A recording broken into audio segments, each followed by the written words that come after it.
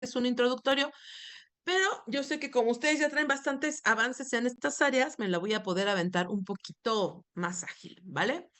Entonces, ¿qué es de lo primero que vamos a hablar? Pues vamos a hablar de biológicos y biotecnológicos. Ojo, no vamos a incluir terapias avanzadas. Me voy a enfocar en estos dos productos.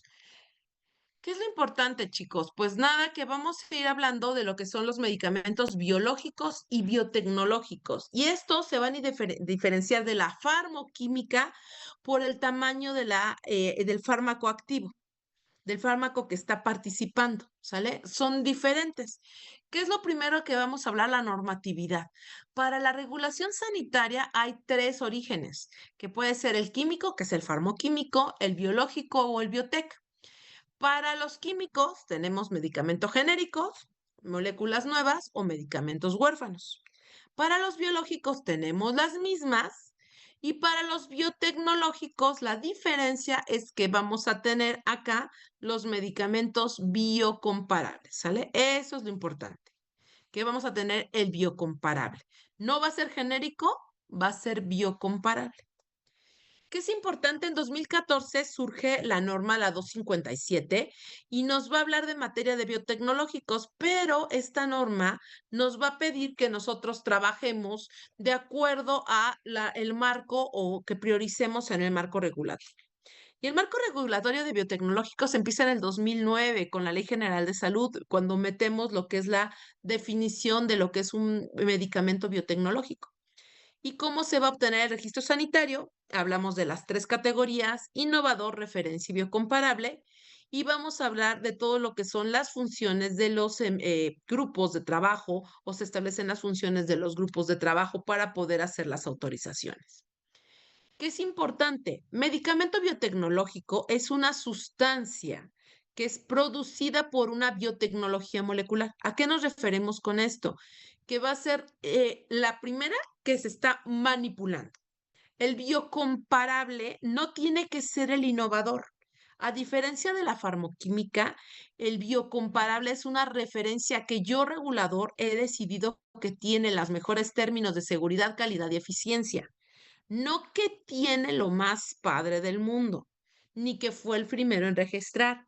Quiere decir que cumple con lo que yo puedo medir y trazar, ¿sale? Y la referencia, pues obviamente la decide la Secretaría de Salud. ¿Qué es importante? Vamos a tener un poco diferente la estabilidad, porque cuando nosotros hablamos de ICH, me dice, haz pruebas de estrés y de fotoestabilidad, pero para biológicos y biotecnológicos también me pide intermediarios, congelamiento, descongelamiento, desglose de la formulación, compatibilidad con envase, estudios clínicos, transporte y datos en uso.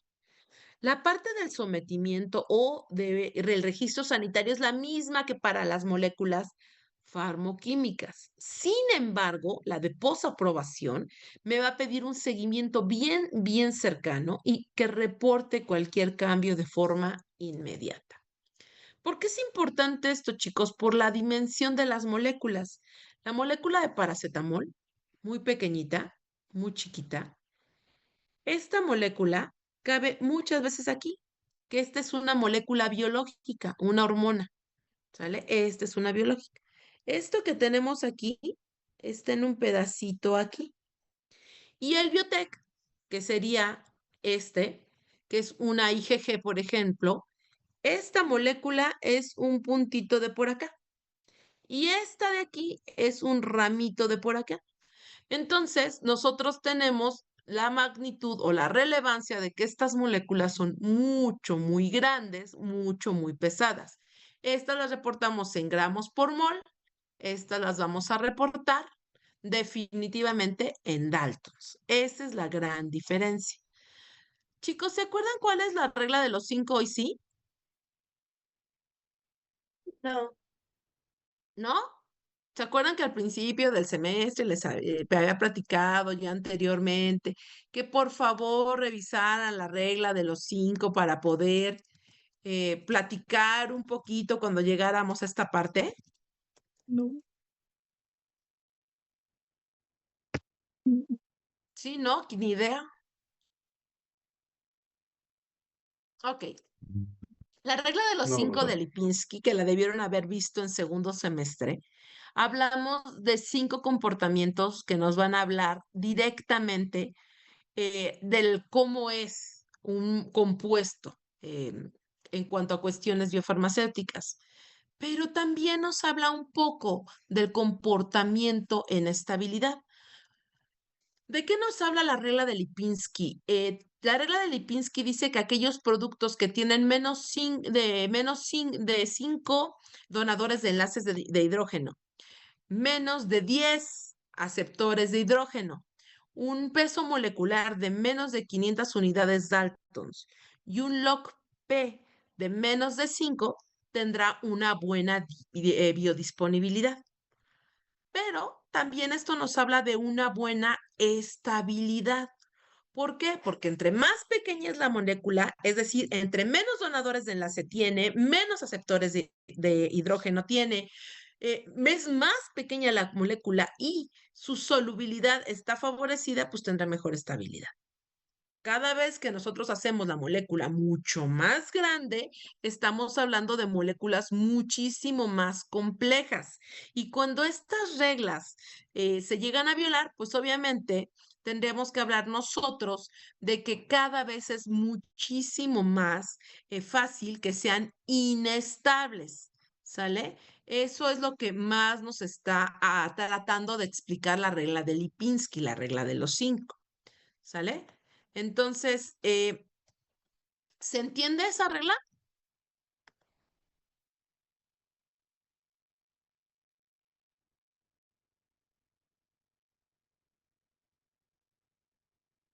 Sí,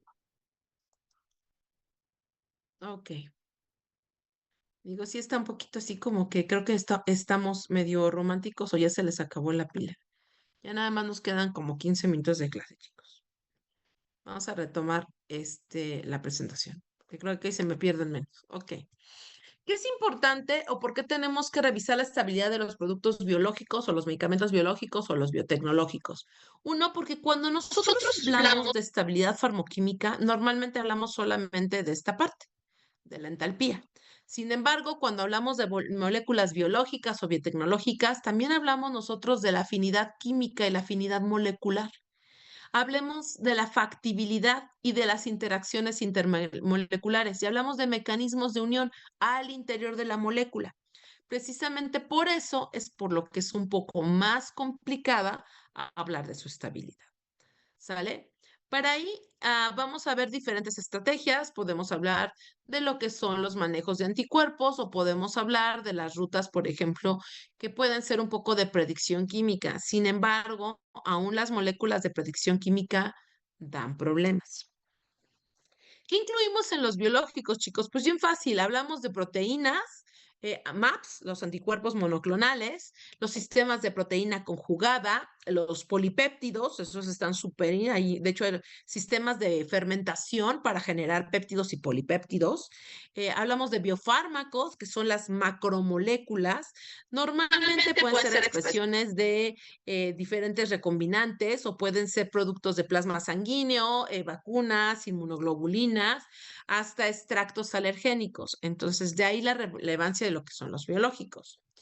¿Qué tenemos que considerar? Son mucho más frágiles que las farmacoquímicas, mucho. Requieren almacenamientos especiales, normalmente refrigeración o congelación. Son más caros de producir porque son más los controles que hacemos. El proceso de obtención es muy largo, muy complejo, por lo tanto tenemos problemas de estabilidad y pureza. La preservación, la conservación, pues necesitamos checar que siempre esté bajo las condiciones. Para eso tenemos los data loggers. Tenemos que checar la cadena de frío, cómo se está dando, cómo se está revisando, el método de envío, cómo lo vamos a tener para que no se nos rompa esta cadena, ¿sale? Los estudios de excursión de temperatura los tenemos que hacer sí o sí y tenemos que revisar la inmunogenicidad.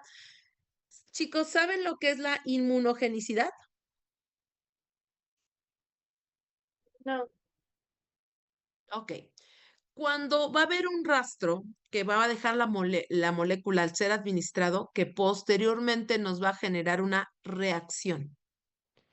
inmunogénica y de tipo violenta que puede incluso comprometer la muerte o desactivar la molécula biológicamente activa. Eso es inmunogenicidad.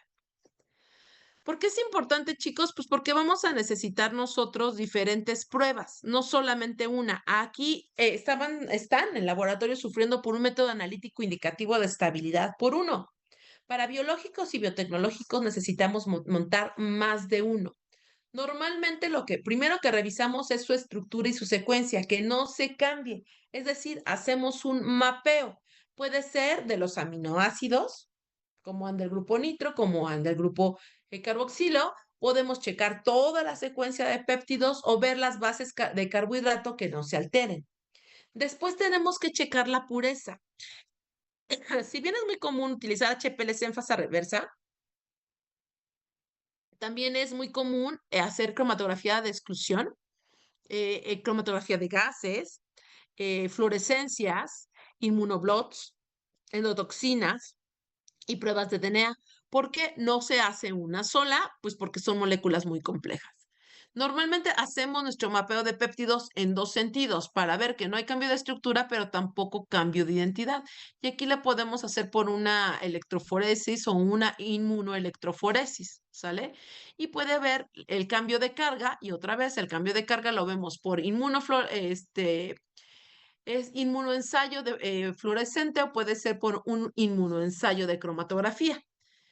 Checamos el tamaño, queremos ver que no haya cambios en el tamaño y para eso las mejores técnicas siempre serán electroforesis, dispersión de la luz filtrada y ultrafiltración. Normalmente son las que utilizamos. En actividad vamos a ver el bioensayo. ¿Sigue siendo una molécula biológicamente activa o ya no lo es? Para ver que no haya cambios en la forma, que no se den giramientos sobre la molécula, vamos a utilizar las técnicas de dicroísmo circular. También se puede utilizar rayos X. A mí me gusta mucho más dicroísmo, da mejores datos, mejores resultados de los giros. Y podemos utilizar técnicas para ver la concentración tan sencillas como las que ya conocen, como Lauri, o como una cuantificación de aminoácidos o una prueba de lisa. Eso es normalmente. Oye, ¿tengo que montar todo esto? Sí, sí es lo mínimo para empezar.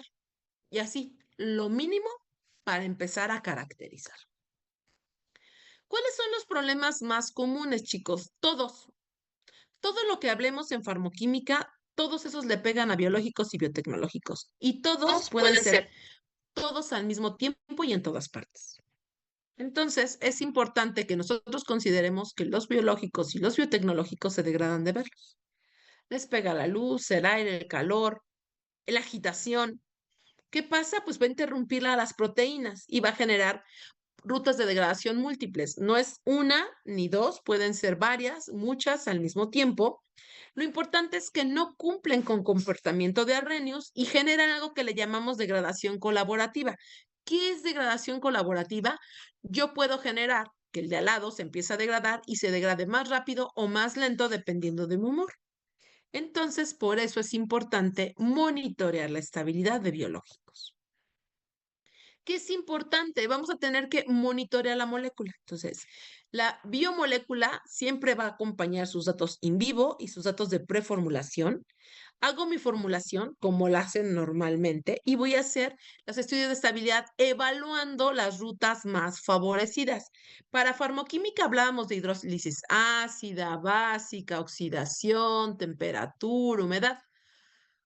Sí, es así, más estas. Para biotecnológicos voy a checar agregación, deamidación, oxidación, reacción de aspartato e intercambio de tiol disulfuro, más las que ya conocemos tradicionalmente.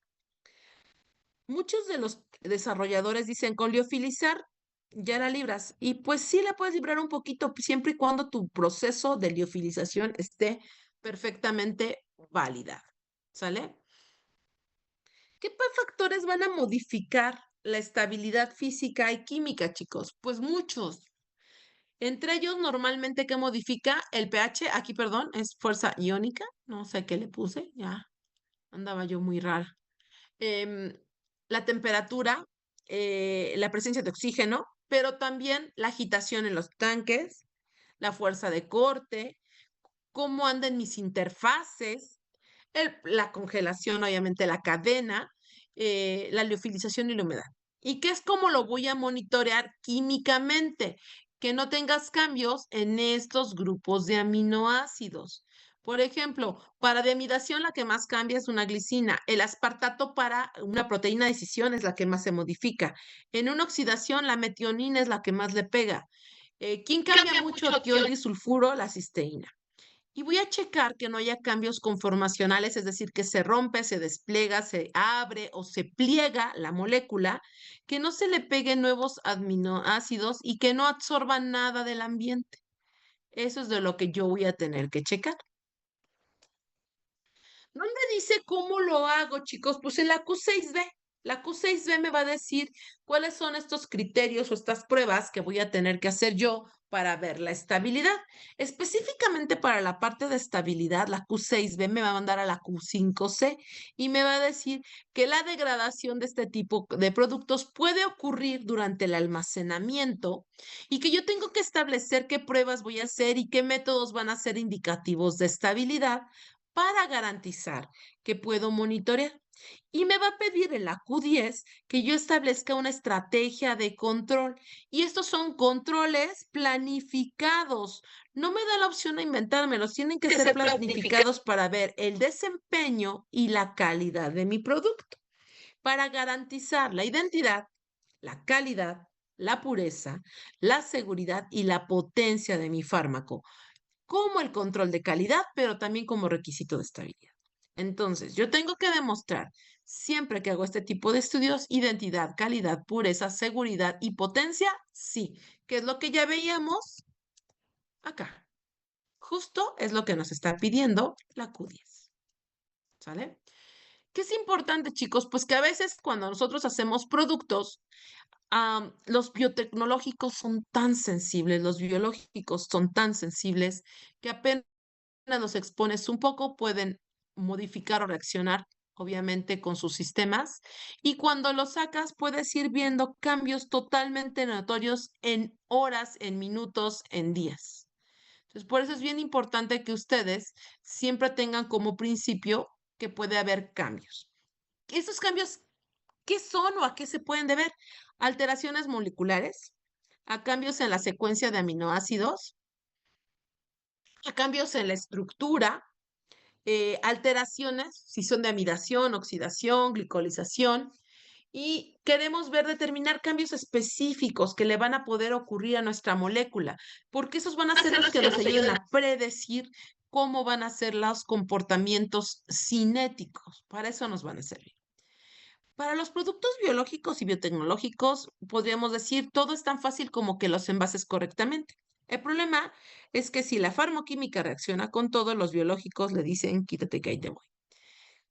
Nosotros, con mucha frecuencia, cuando trabajamos viales, utilizamos lo que son nuestros stoppers de elastómeros, el más común es el caucho, pero nosotros normalmente le ponemos algún tipo de deslizante o recubrimiento.